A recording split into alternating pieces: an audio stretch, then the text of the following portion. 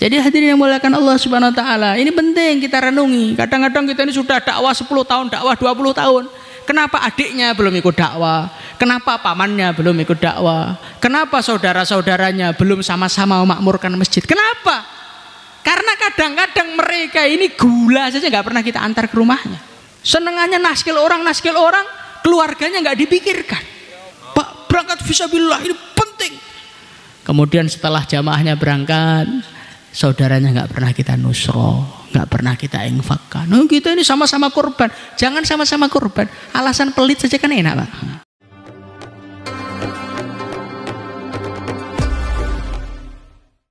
Assalamualaikum warahmatullahi wabarakatuh. Innal hamdalillah إن الحمد لله نستعينه ونستغفره ونؤمن به ونتوكل عليه ونعوذ به من شرور أنفسنا ومن سيئات أعمالنا من يهده الله فلا مضل له ومن يضلل فلا هادي له أشهد أن لا إله إلا الله وحده لا شريك له وأشهد أن سيدنا ومولانا وحبيبنا محمدا عبده ورسوله اللهم صل وسلم على سيدنا محمد وعلى آله وصحبه أجمعين أما بعد قال الله تعالى في كتابه الكريم إن الذين قالوا ربنا الله ثم استقاموا فلا خوف عليهم ولا هم يحزنون.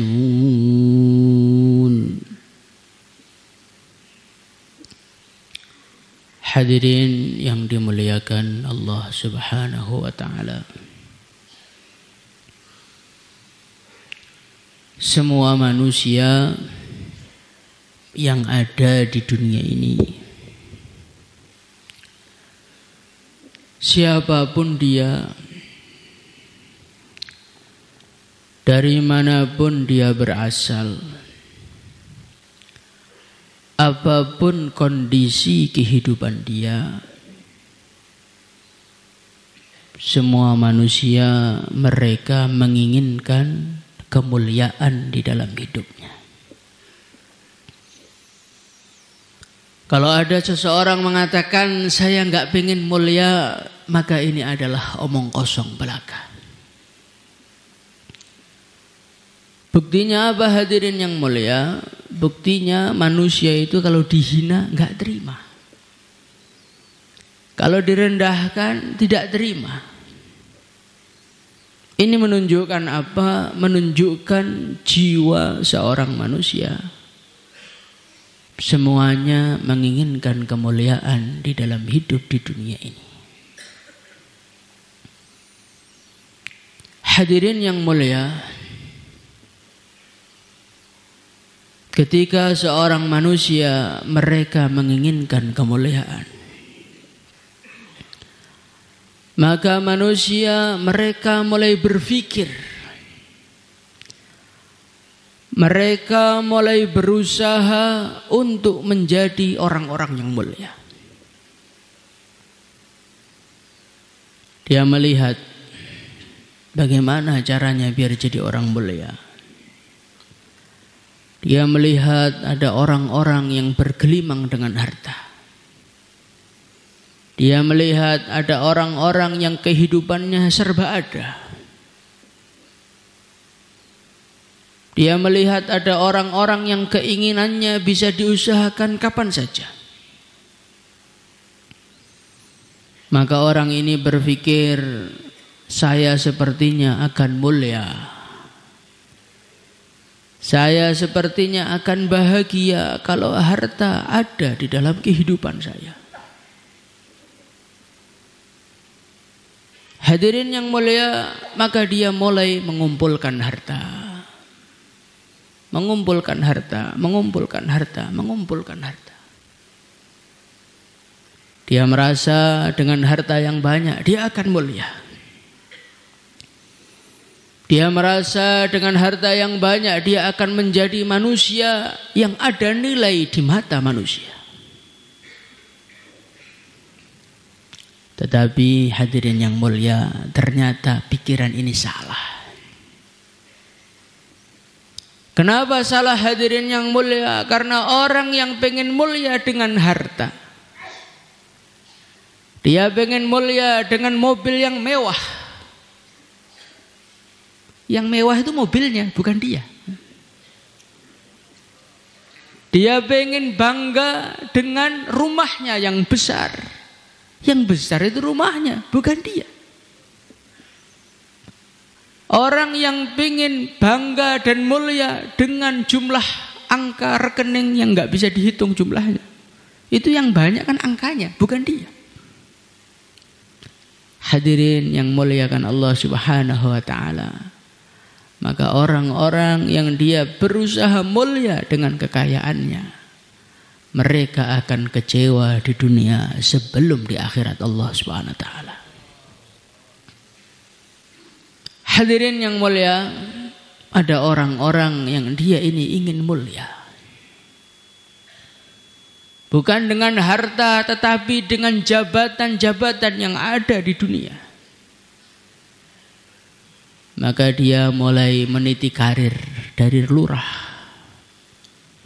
menjadi camat. Perasaannya setelah jadi camat semakin mulia.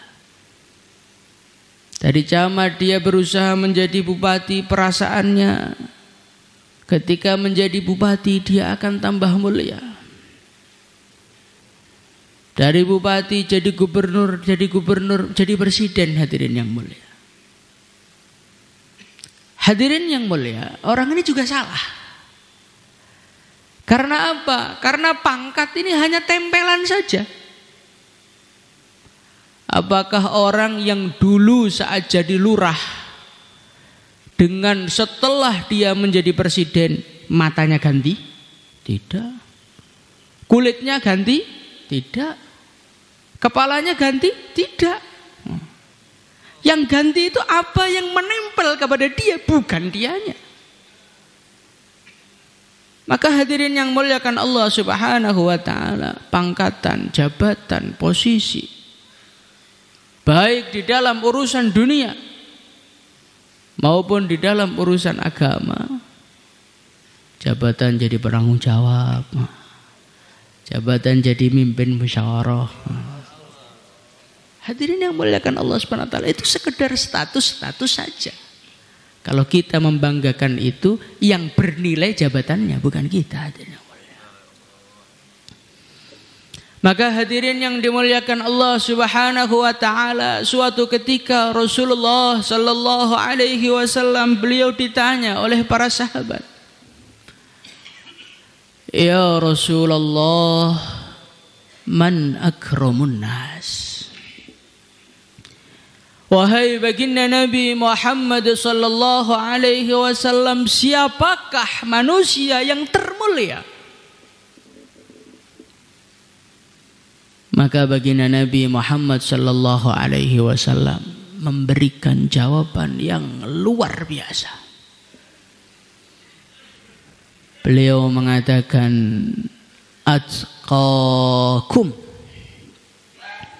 Kamu pengen tahu siapakah manusia yang paling mulia? Manusia yang paling mulia bukan manusia yang ada jabatan di tangannya. Manusia yang paling mulia bukan manusia yang harta diberikan kepadanya.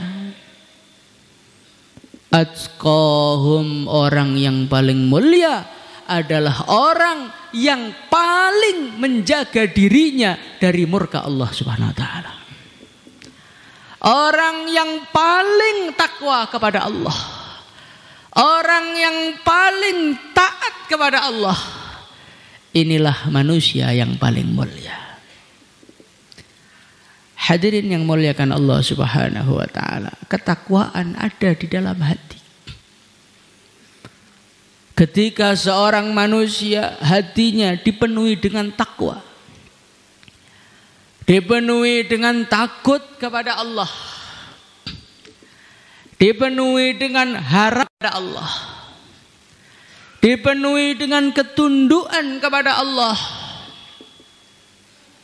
maka hadirin yang mulia, sekarang yang bernilai di dalam dirinya bukan tempelan lagi. Yang hebat dirinya sekarang. Apa yang ada di dalam dirinya menjadi bernilai. Maka dia pantas menjadi orang yang paling mulia. Hadirin yang dimuliakan Allah Subhanahu wa taala, maka dalam satu hadis yang lain Rasulullah sallallahu alaihi wasallam beliau bersabda, "Innallaha la yanzuru ila suwarikum wa amwalikum." Allah tidak memandang kepada bentuk kalian. Hitamkah, putihkah, mancungkah, pesekkah? Allah tidak melihat. Tidak dijadikan pertimbangan di dalam menilai. Allah juga tidak melihat hartanya berapa.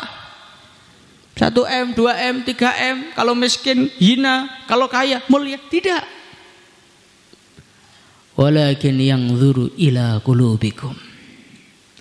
Tetapi Allah yang pertama dilihat. Qulubikum, hati-hati manusia. Apakah hati manusia ini ada ketakwaannya atau tidak? Apakah di dalam hati manusia ini ada syukurnya apa tidak? Apakah di dalam hati manusia ini ada sabarnya apa tidak? Apakah di dalam hati manusia ini ada penyesalannya terhadap dosa-dosa yang dia lakukan apa tidak? Itulah yang akan dipandang oleh Allah. Wa amwalikum, yang kedua adalah amalan-amalan kita akan dipandang oleh Allah. Maka hadirin yang mulia, Allah tidak lihat di majelis ini siapa yang kaya, siapa yang miskin. Allah tidak melihat di dalam majelis ini siapa yang tampan, siapa yang jelek. Tapi Allah melihat siapa yang melek, siapa yang tidur, hadirin yang mulia. Karena itu bagian dari amalan manusia. Allah nanti juga lihat siapa yang ditaskil berdiri, siapa yang tidak. Maka hadirin yang dimuliakan Allah Subhanahu wa taala, di dalam majelis yang mulia ini, marilah kita merenung seberapa ketakwaan kita kepada Allah. Seberapa ketakwaan kita kepada Allah, karena ini yang paling penting. Tapi ini yang jarang kita pikirkan di dalam kehidupan kita. Hadirin yang dimuliakan Allah Subhanahu wa taala, kita ini di dunia tidak lama, Pak. Akan datang satu masa, akan datang satu hari di mana yang duduk di majelis ini bukan Anda-Anda semua. Orang-orang bertanya, mana itu yang biasanya musyawarah kok gak datang? Pak, baru kemarin beliau dipanggil oleh Allah. Hari ini kita mendengarkan berita-berita mengenai kematian seorang manusia. Nanti suatu saat orang-orang akan mendengar berita mengenai kematian kita. Hadirin yang mulia, kematian sesuatu yang pasti. Kematian adalah sesuatu yang tidak bisa dihindari oleh seorang manusia. Hari ini kita merasa yang mati saudara, yang mati tetangga, yang mati temannya. Tetapi ketahuilah, semua akan ada gilirannya. Semua, tanpa terkecuali. Mau orang Tomboro, mau orang Papua, mau orang Sulawesi, mau orang Aceh, orang Medan, mana saja. Nanti malaikat Israel tetap akan datang kepada kita. Malaikat Israel akan datang kepada kita. Hadirin yang dimuliakan Allah Subhanahu wa taala. Putihnya rambut kita, keriputnya kulit kita. Hilangnya tenaga kita sehingga untuk melek saja enggak kuat, hadirin yang mulia. Ini tanda-tanda baterai kita sudah mau habis, hadirin. Tanda-tanda malaikat Israel sudah mulai mengintip kita, hadirin yang mulia. Hadirin yang muliakan Allah Subhanahu wa taala, sudah setua ini. Ini kadang-kadang yang dipikir dunia. Kembangkan usaha. Kalau ketemu dengan Pak Yai minta doa, Pak, lancar rizkinya, panjang umurnya.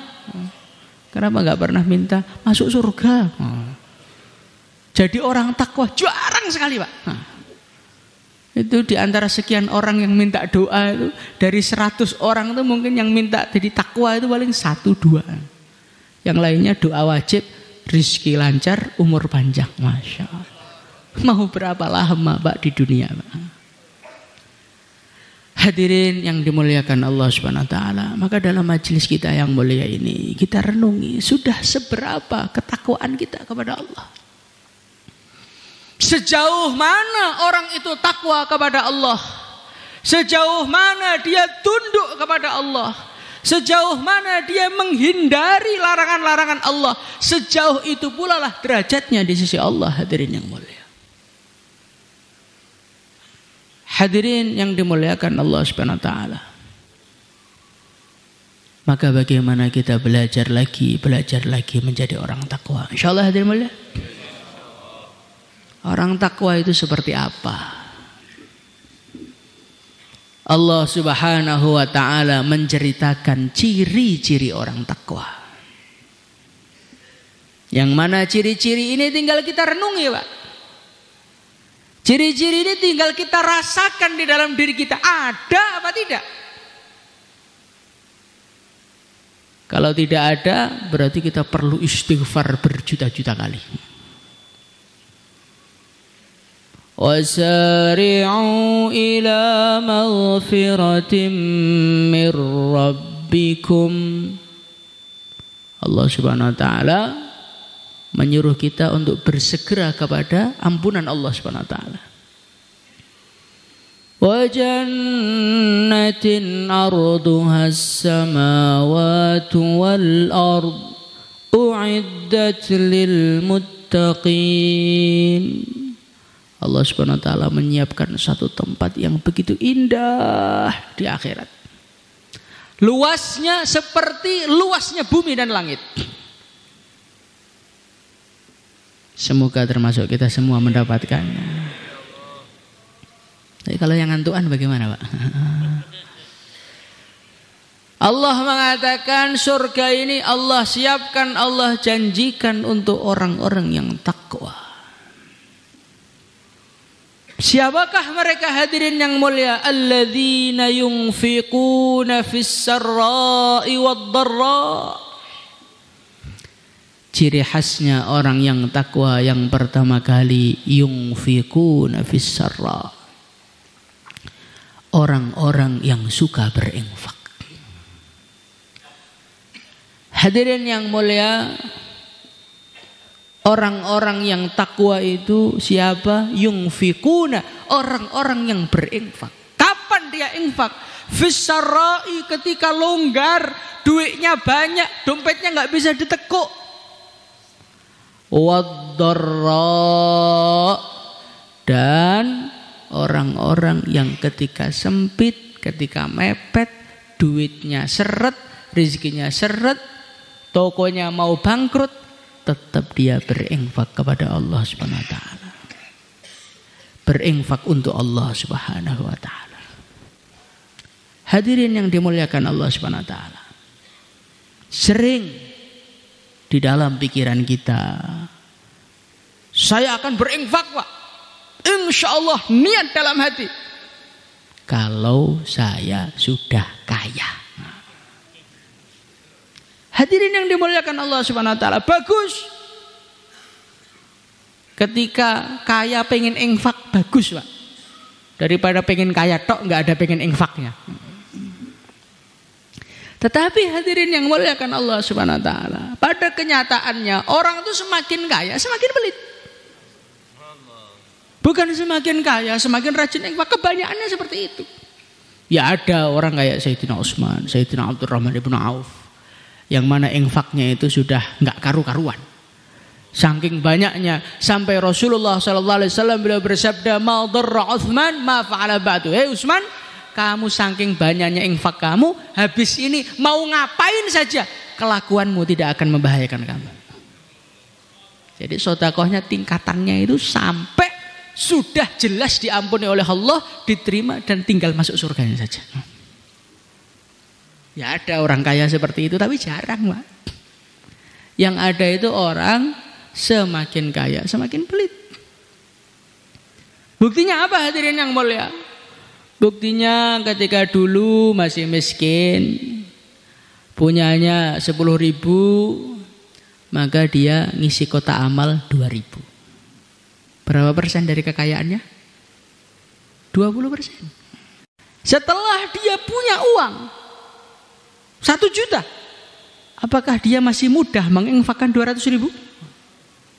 Ketika dia punya uang 20 juta, apakah masih mudah bagi dia mengeluarkan 2 juta? Ketika uangnya 200 juta, apakah masih rela mensodakohkan 20 juta? Kadang-kadang mobilnya banyak, rumahnya besar, infaknya untuk surga 2.000 rupiah hadirin yang mulia. Ini mau ke surga apa mau membayar toilet, Pak? Hadirin yang muliakan Allah Subhanahu wa taala. Maka kita ini urusan infak, enggak usah nunggu kaya. Apa yang ada, usahakan ada yang kita bagikan hadirin yang mulia. Insyaallah hadirin yang mulia. Ittaqun nar walau bisyikki tamrah. Baginda Nabi Muhammad sallallahu alaihi wasallam beliau bersabda, ittaqun nar, lindungilah kamu dari neraka walau bisyikki tamrah, walaupun bentuknya hanya dengan infak secuil kurma. Jadi hadirin yang mulia, kalaulah kita hartanya cuma kurma 1 biji, itu pun hendaknya ada yang kita infakkan, ada yang kita bagi untuk orang lain hadirin yang mulia. Insyaallah hadirin yang mulia. Biasakan dalam kehidupan kita infak. Biasakan. Enggak harus besar nominalnya, tapi harus selalu ada hadirin yang mulia. Hadirin yang dimuliakan Allah Subhanahu wa taala. Siapakah manusia yang paling layak menerima infak kita? Ini Karko ini harus tahu, Pak ini. Siapakah orang yang paling layak? Maka Rasulullah sallallahu alaihi wasallam ketika seorang sahabat bertanya mengenai kepada siapakah dia berinfak, Nabi bersabda, ibda biman ta'ul. Kalau kamu mau berinfak, infaklah, mulailah dari orang yang terdekat denganmu, orang yang berada di dalam tanggung jawabmu. Siapakah dia? Anak istri. Ini karena kalau infak negeri jauh, semangat. 4 bulan, semangat. Berangkat, istrinya kelaparan, biarin. Hadirin yang muliakan Allah Subhanahu wa taala, tidak seperti itu yang diajarkan Rasulullah SAW. Bangun untuk jur, untuk istimewa, siap. Uangnya dikeluarkan semua, istrinya kelaparan. Sabar, kita punya Allah dan Rasulnya. Hadirin yang mulia, istri kita ini bukan istrinya Sayyidina Abu Bakar. Bukan istri yang punya mental keimanan puncak kepada Allah. Sehingga enggak punya duit, mulutnya tetap terkunci, enggak punya duit, enggak pernah mengharap kepada makhluk, bahkan dunia pun mereka tolak. Istri kita enggak seperti itu, Pak, karena kita enggak seperti Abu Bakar. Kita masih senang sama duit. Suaminya aja senang sama duit, apalagi istrinya. Neng suaminya nggak seneng duit aja istrinya kadang-kadang seneng. Maka hadirin yang mulia, infak itu penting, tapi kita harus tahu caranya infak. Kita harus tahu kepada siapakah kita harus berinfak, hadirin yang mulia. Ibda bimang ta'ul. Prioritaskan orang-orang yang berada di dalam tanggung jawab kita. Ini adalah manusia-manusia yang tercukupi kebutuhannya, terisi perutnya. Insyaallah hadirin mulia. Sampai suatu ketika Sayyidina Talhah radhiyallahu an, beliau ini sholat di kebunnya. Beliau ini punya kebun yang asri. Maka saking nikmatnya di kebun sampai nggak terasa beliau lupa rokaatnya. Maka habis sholat beliau ini sedih, masya Allah, ini kebun saya ini menjadikan saya lupa kepada Allah. Kalau kita ini kok lupa rokaat, lupa sholat, Pak. Hadirin yang muliakan Allah Subhanahu wa taala. Maka beliau datang kepada Rasulullah SAW, ya Rasulullah, ini kebun ini adalah kebun yang paling saya cintai. Maka kebun ini saya infakkan untuk agama. Maka Rasulullah SAW beliau bersabda, "Hai Talhah, berikan kebunmu kepada kerabat-kerabatmu." Jadi hadirin yang muliakan Allah Subhanahu wa taala, ini penting kita renungi. Kadang-kadang kita ini sudah dakwah 10 tahun, dakwah 20 tahun. Kenapa adiknya belum ikut dakwah? Kenapa pamannya belum ikut dakwah? Kenapa saudara-saudaranya belum sama-sama memakmurkan masjid? Kenapa? Karena kadang-kadang mereka ini gula saja nggak pernah kita antar ke rumahnya. Senengannya naskil orang, keluarganya nggak dipikirkan. Pak, berangkat fisabilillah ini penting. Kemudian setelah jamaahnya berangkat, saudaranya nggak pernah kita nusroh, nggak pernah kita infakkan. Oh, kita ini sama-sama korban. Jangan sama-sama korban. Alasan pelit saja kan enak, Pak. Maka hadirin yang mulia, infak itu penting, tetapi tata cara menyalurkan harta itu juga harus kita ketahui. Insyaallah hadirin mulia. Alladzina idza anfaqu lam yusrifu wa lam yaqturu wa kana baina dzalika qawama. Kita harus tahu kepada siapakah harta itu diinfakkan. Dan kita juga tahu kadar ukuran infak itu seberapa. Allah Subhanahu wa taala memberikan tertib wa ibadur rahman. Tertib untuk hamba-hamba Allah. Kalau infak ukurannya berapa? Lam yusrifu wa lam yakturu. Enggak terlalu sedikit sampai uangnya jutaan cuman 2.000.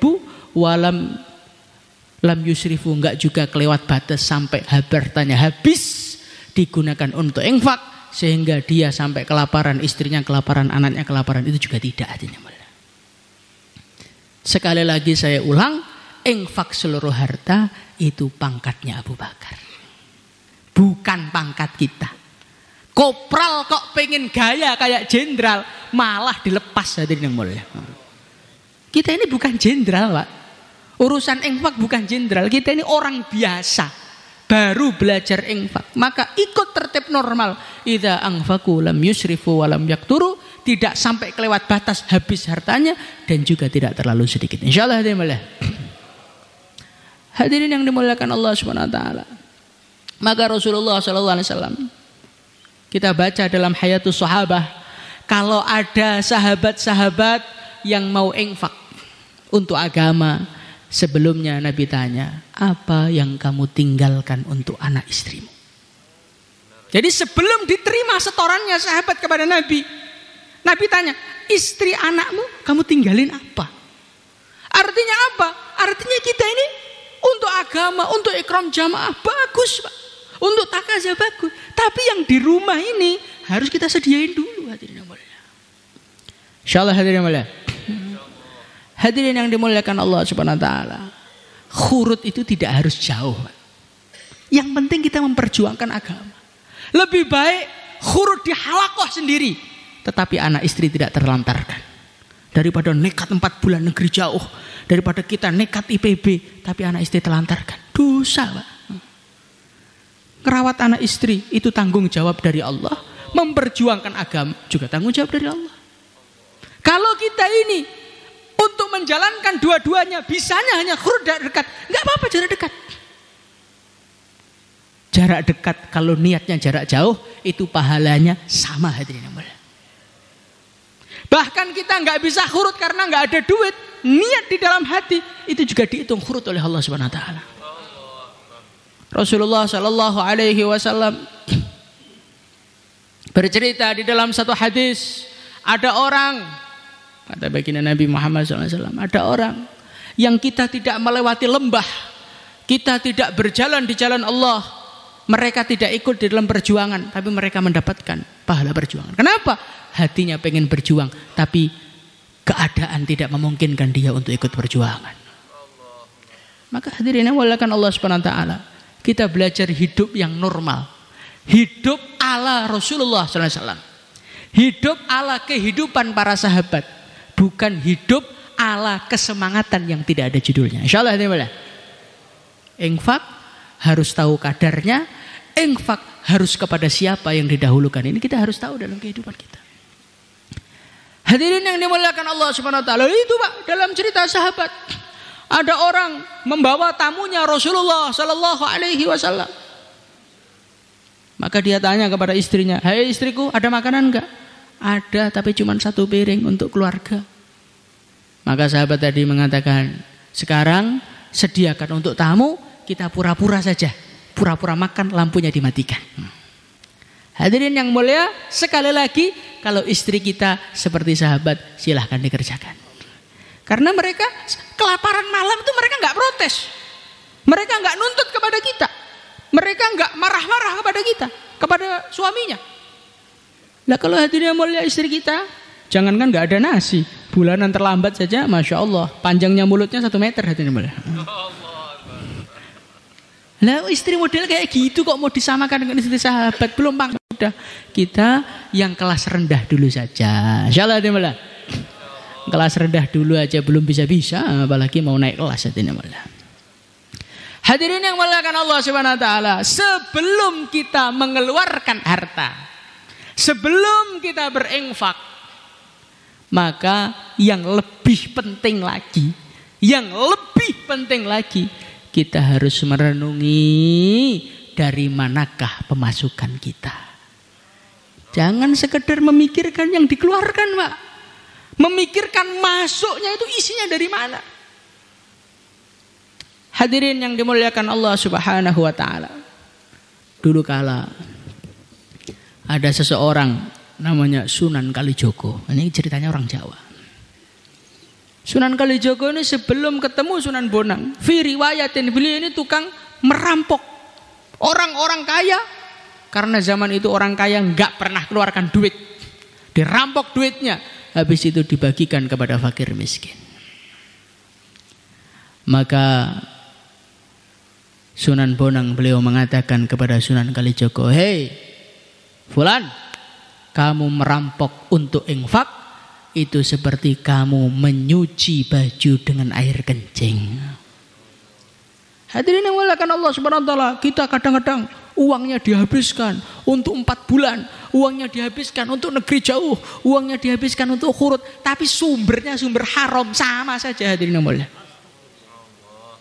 Maka hadirin yang muliakan Allah Subhanahu Wa Taala, ini badan, ini jasad adalah alat untuk mengamalkan agama.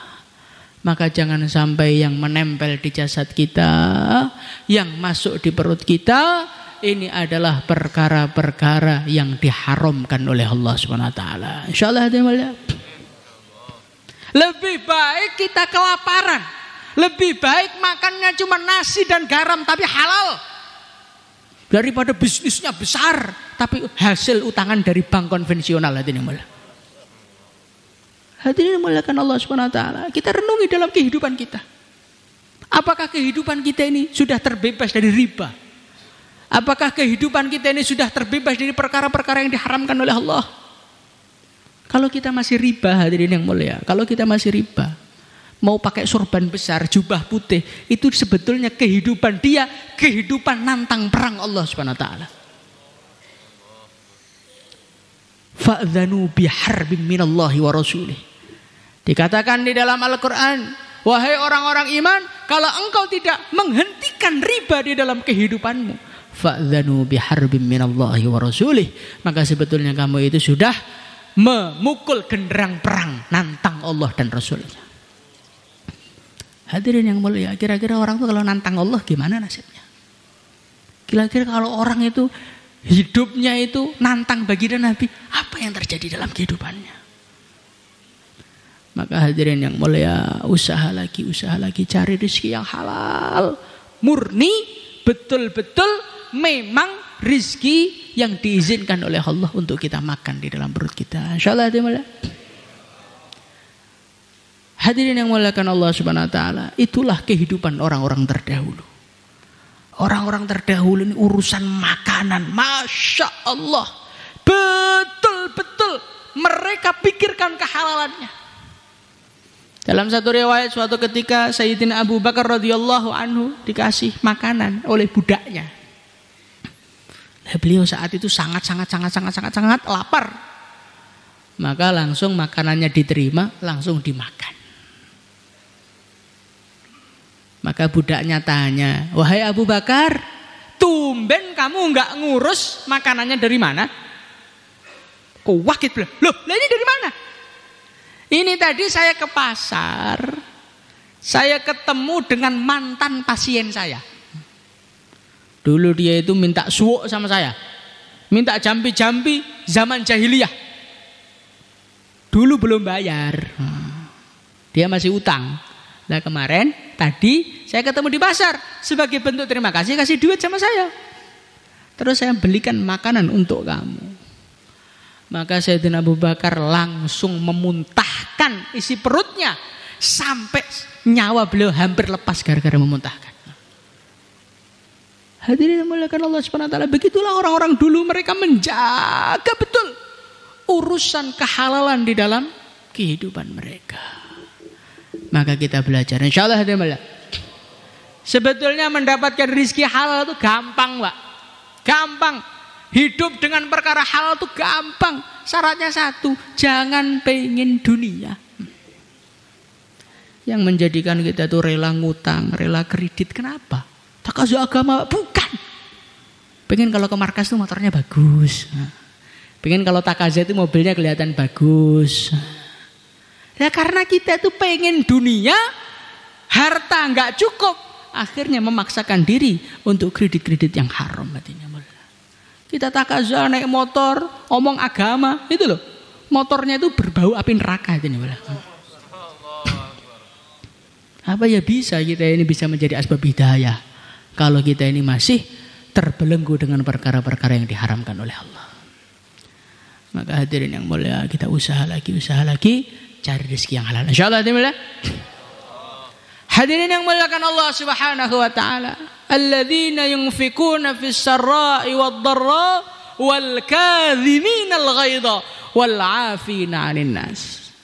Setelah kita ini muamalahnya kita perbaiki, pemasukannya kita carikan pemasukan yang paling bersih, pengeluarannya kita salurkan kepada jalan yang sesuai yang dicintai oleh Allah. Maka lanjut adalah urusan bermuasyarah dengan manusia. Allah berfirman, wal kadhiminal ghaidha wal 'afina 'anil nas. Ciri khasnya orang takwa itu kalau marah ditahan marahnya. Hadirin yang mulia, orang yang paling bersinggungan dengan manusia siapa? Orang dakwah. Ya kita ini yang kerja halaqah, kerja mahalah, kerja markas ini akan bertemu dengan manusia-manusia yang berbeda-beda isi kepalanya, berbeda-beda seleranya, berbeda-beda perasaannya. Orang tuh kalau beda kumpul bareng cepat atau lambat mesti ada nggak cocoknya, Pak. Mesti ada nggak cocoknya. Kadang-kadang ada orang nggak sensitif, ngomongnya sembarangan. Ternyata kita ini adalah orang yang gampang tersentuh perasaannya. Senggol dikit sakit hati. Hadirin yang mulia, sakit hati itu normal, Pak. Orang kok nggak ada sakit hatinya bukan manusia. Itu kita di samping sapi, Pak. Kita caci, sapi kamu kurang ajar, kamu itu hewan, bukan. Seluruh cacian kita ucapkan, dia santai saja. Ada apa? Sapi hidupnya damai, nggak pernah sakit hati dia, karena dia bukan manusia. Begitu juga kalau di dalam hidup ini kita kok nggak pernah pengen marah, nggak pernah jengkel, nggak pernah sakit hati. Dicek, Pak. Jangan-jangan Anda bukan manusia. Namanya manusia itu kalau dipukul sakit itu orang sehat. Kalau orang itu dicubit sudah nggak terasa, stroke, Pak. Begitu juga kalau dalam dakwah kita kesenggol dikit, sakit hati, usulannya nggak diterima, sakit hati, wajar. Di dalam kehidupan ini namanya bergesekan itu wajar, Pak, wajar. Kalau tidak ingin bergesekan dengan siapapun, silahkan tinggal di hutan nanti. Kita ini hidup nggak bisa, Pak, lepas dari komentar orang, pandangan negatif manusia, nggak bisa lepas. Perkara-perkara yang memicu marah kita tetap selalu ada. Sebaik apapun kita, sesoleh apapun kita, nggak akan lepas dari komentar. Jangankan manusia, malaikat Jibril, Pak, walau sahabal insanu Jibrila lama salima min qila au qala. Andai kata manusia ini akrab sama malaikat Jibril, maka malaikat Jibril nggak akan lolos dari komentar negatif manusia. Malaikat Jibril, Pak, kita ini apa? Kok saya itu pengen hidup yang damai, Pak, pengen nggak ada orang menganggap saya jelek. Nggak bisa. Namanya hidup selalu akan ketemu orang tidak cocok, selalu akan ketemu orang yang bikin marah, selalu akan ketemu orang yang bikin asam lambung kita naik, emosi kita naik, wajar. Tapi orang takwa itu beda. Orang takwa wal kadhiminal ghaidh sudah geram nggak karu-karuan, tetap ditahan. Hati boleh terluka, tetapi senyuman selalu menghiasi wajahnya. Bagaimana, insyaallah hadirin boleh. Kita ini belajar menjadi orang yang selalu berseri-seri, walaupun hati kita tuh rasanya nggak karu-karuan, selalu berseri-seri. Ketemu dengan istri, walaupun dia menjengkelkan, senyum aja terus. Penting ini, Pak, penting. Karena termasuk manusia yang sangat banyak menjengkelkan kita itu siapa? Orang yang satu rumah dengan kita. Kalau karkon-karkon yang menjengkelkan itu paling ketemunya ketika jauh lah, ketemunya ketika musyawarah markas, ketemunya ketika musyawarah 4 bulan, jarang. Yang menjengkelkan yang tiap hari bertemu dengan kita, ya adalah istri kita. Walaysa dzakaru kal untha, kata Allah, laki-laki dan perempuan itu nggak sama, maka seleranya nggak sama, pemikirannya juga nggak sama. Orang nggak sama kok tidur bareng, makan bareng, hidup bareng bertahun-tahun, ya cepat atau lambat mesti ada tabrakannya. Maka sebagai seorang ahbab kadhiminal ghaidh, kita ini laki-laki harus sabar, insyaallah. Bukan sekedar ditahan marahnya, afina 'anin nas, dimaafkan orang-orang yang menyakitinya. Ini penting, Pak, penting. Istrinya ngomel mulai pagi sampai sore sampai malam ngomel terus. Kita senyum saja, hadirin yang mulia. Insyaallah hadirin mulia. Kadang-kadang orang yang ngomel justru menjadikan derajat kita tinggi di sisi Allah. Ada salah seorang wali, Masya Allah.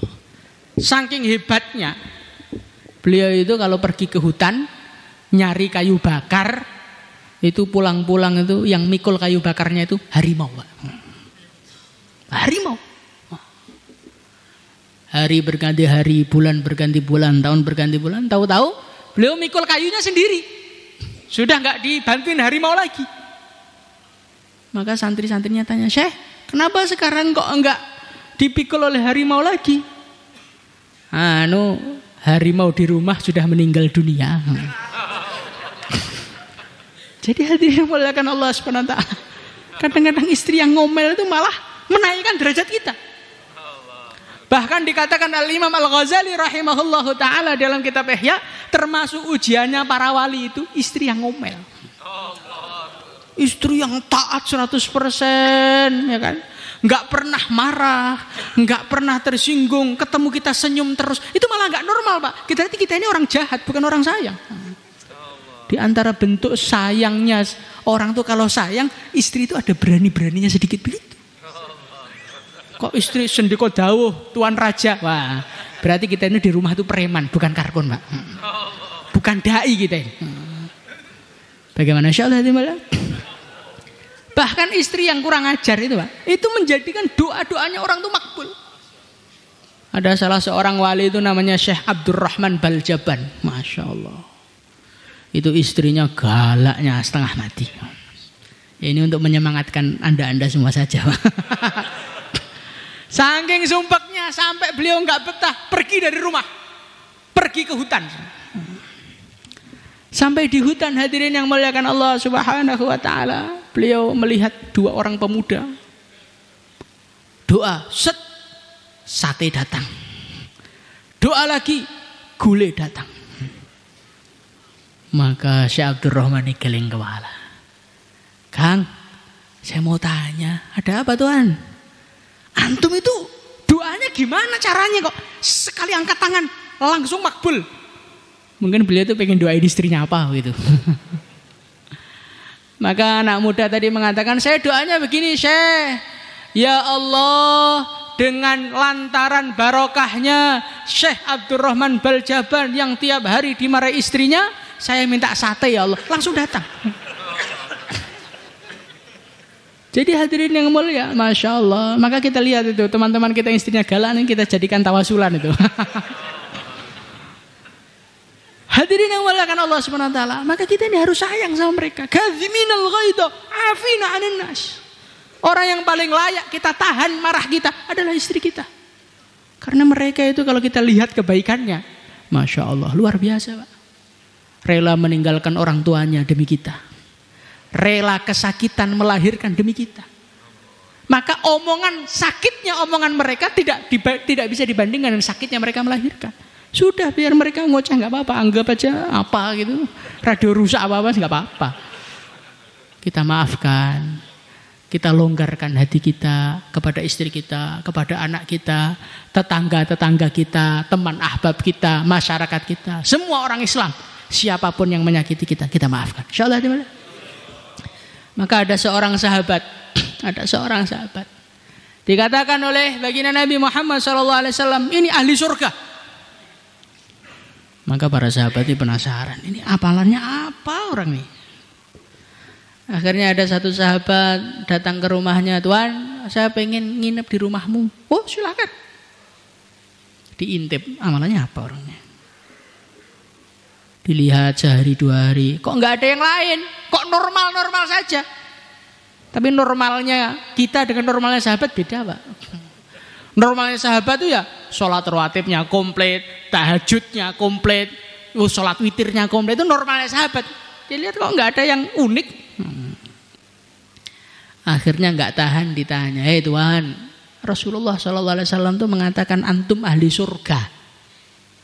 Antum amalannya apa? Rahasianya apa? Kok saya lihat amalannya normal-normal saja. Memang saya nggak ada yang spesial.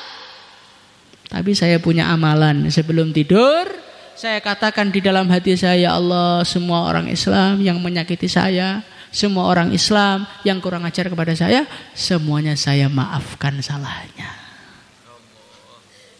Bagaimana insyaallah? Nah kalau umpamanya kita ini sebagai seorang dai, pikirannya itu memaafkan orang, nggak punya musuh kita. Kitanya nggak punya musuh, orang musuhi kita nggak usah pikir. Kitanya nggak punya musuh. Tapi kalau kita ini gampang tersakiti, kita ini gampang akhirnya nggak mau ke markas. Kenapa? Di sana ada orang yang nggak punya perasaan Pak. Nanti di markas nggak kerja, nanti di halakoh akan berjumpa dengan orang yang sama. Nggak mau ke halakoh. Akhirnya cuma di mahalah ketemu orang menjengkelkan lagi. Akhirnya nggak mau ke mahalah, akhirnya di rumah ada yang menjengkelkan lagi. Istrinya stres deh Pak, gila akhirnya. Maka hadirin yang mulia, kita longgarkan dada kita. Insyaallah. Jangan membesarkan masalah, tapi kita luaskan dada kita. Kalau dada itu luas, masalah sebesar apapun terasa kecil. Tapi kalau dada kita sempitkan, maka kerikil satu pun sudah terasa. Maka enggak usah membesar-besarkan masalah, sudah kita maafkan umat Islam semuanya tanpa terkecuali, supaya kita termasuk golongan orang-orang yang bertakwa. Insyaallah dimulai. Hadirin muliakan Allah Subhanahu wa taala, tapi semua ini harus ada latihannya. Orang mukul itu bisa kencang ya karena tiap hari belajar mukul. Orang itu bisa sabar, bisa memaafkan ya harus ada latihannya. Latihannya apa? Jumpa umat minimal 4 bulan. Dengan kita pergi dari masjid ke masjid, ketemu orang yang gak kita kenal, ketemu orang yang kurang ajar, ketemu orang yang ngusir, selama 4 bulan, insya Allah nanti pulang-pulang hatinya akan semakin sayang kepada umat. Maka yang niat 4 bulan, silahkan daftarkan nama. Mari Pak, mari Pak. Nah ini yang 4 bulan dengan yang tidak ini dilihat oleh Allah nih Pak. Mari Pak, mari Pak. Mari Pak, mari Pak, kita daftarkan nama kita. Kita belajar korbankan diri kita untuk agama. Ke selatan, insya Allah. Ke selatan. Yang mau 4 bulan, 40 hari. Silakan. Insya Allah semuanya ada di yang mulia. Assalamualaikum warahmatullahi wabarakatuh.